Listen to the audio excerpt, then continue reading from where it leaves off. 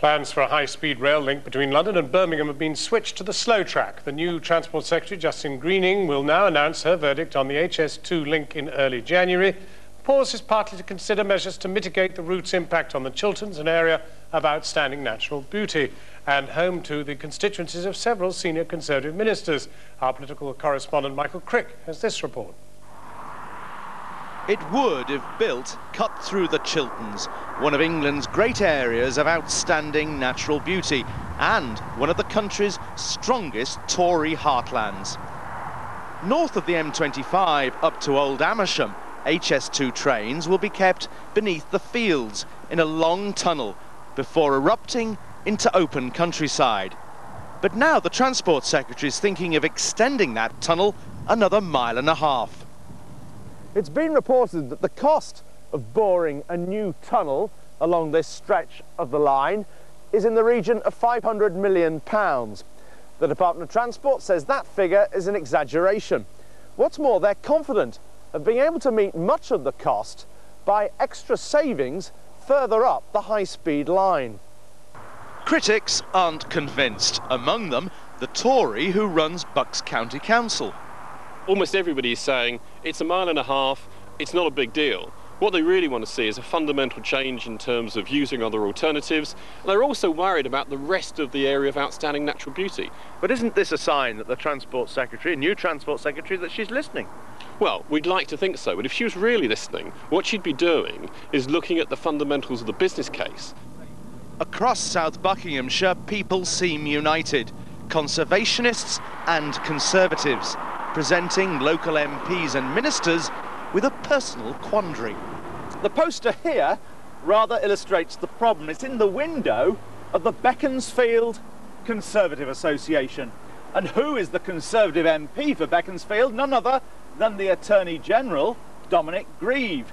And as a member of the government, Mr. Grieve is, of course, expected to support HS2.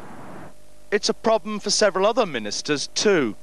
On the edge of London, HS2 is planned through Ruislip, the seat of Nick Hurd, the big society minister. And then, after Dominic Grieve's Beaconsfield, it enters Chesham and Amersham, whose MP is the Welsh Secretary Cheryl Gillan. Then Aylesbury, held by Europe Minister David Lidington.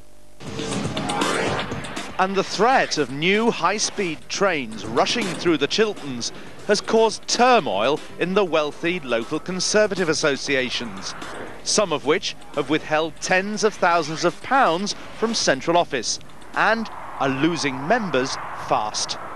I know in my own constituency association, Beaconsfield, which is, as you say, one of the strongest constituencies in the country, it is losing a lot of members. You were talking about now into the over 100 members or so. And I suspect that come January, if the go-ahead is given to HS2, we will see a big fall in membership. A few days ago, I tried to catch the Beaconsfield MP Dominic Grieve as he arrived for his surgery. Mr. Grieve has let it be known that he's not giving us an interview on the subject, which in the circumstances perhaps isn't surprising. It is an extremely difficult issue for him and indeed for all the other ministers with seats along the route of HS2. When and if the HS2 bill goes through Parliament, Mr. Grieve will face a crunch career choice: his ministerial job or his constituents. Are you willing to vote against HS2, Mr. Grieve? But he knows he's got about 18 months to decide which way to go.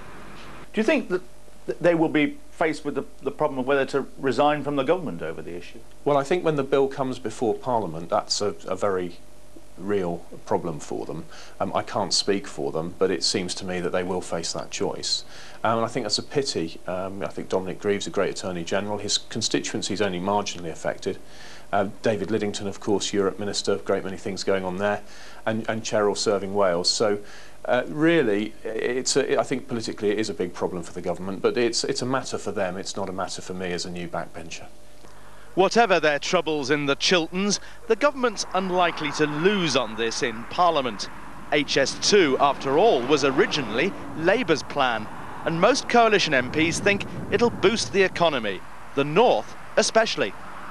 Well, the fact is I'm an MP for Yorkshire and I want my area to be able to benefit from the economic prosperity that a new line will bring, and also to help us deal with the massive overcrowding that we have on the existing railway lines. If we don't deal with this now, then the generation in the future won't forgive us. There is a choice, and on the English hills runs a line that kills.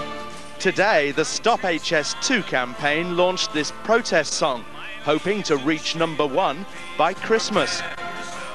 It may just about make Dominic Grieve's iPod, but not, I suspect, the minister faced with the big decision. Justine Greening.